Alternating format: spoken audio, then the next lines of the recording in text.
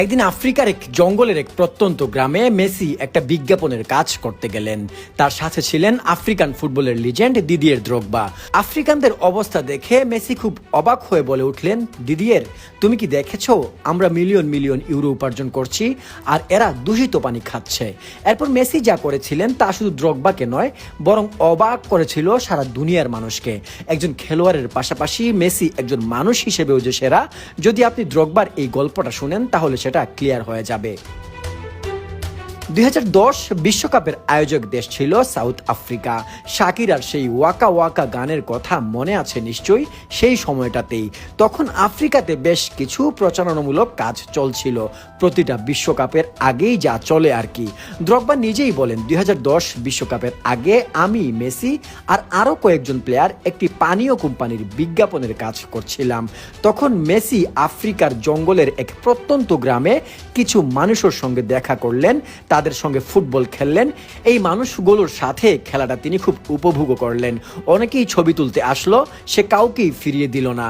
কিন্তু সবকিছু শেষে সে খুব সিরিয়াস ভঙ্গিতে আমাকে বলল, দিদিয়ের, তুমি কি দেখেছো আমরা মিলিয়ন মিলিয়ন ইউরো উপার্জন করছি আর এরা এখানে দূষিত পানি খাচ্ছে, ভালো পানি পর্যন্ত পাচ্ছে না।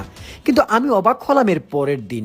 আমরা যেই কোম্পানির পানীয়র প্রচারণার কাজে সেখানে গিয়েছিলাম, পরের দিন আমি সেই কোম্পানির পরিচালকের কাছ থেকে শুনলাম যে মেসি তার সেই বিজ্ঞাপনের সব টাকা গ্রামের জন্য কূপ খনন, একটি ভালো হাসপাতাল, স্কুল, খেলার মাঠ ও আরো কিছু নির্মাণের জন্য দান করেছেন।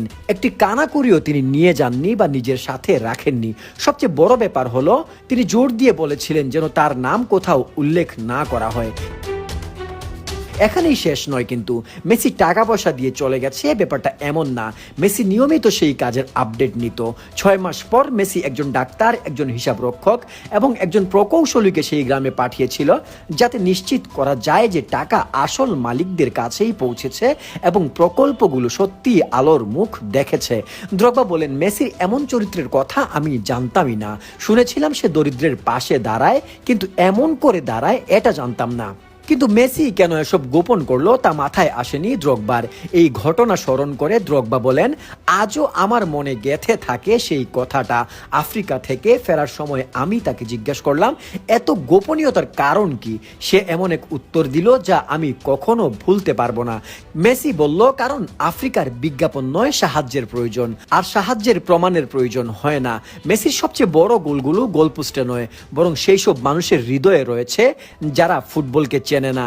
আর যারা ফুটবল চেনে তারা জানে যে মেসি ফুটবল ইতিহাসের সেরা খেলোয়াড়। মেসি শুধু মাঠে নয়, মাঠের বাইরেও রয়েছে তার অনেক অবদান।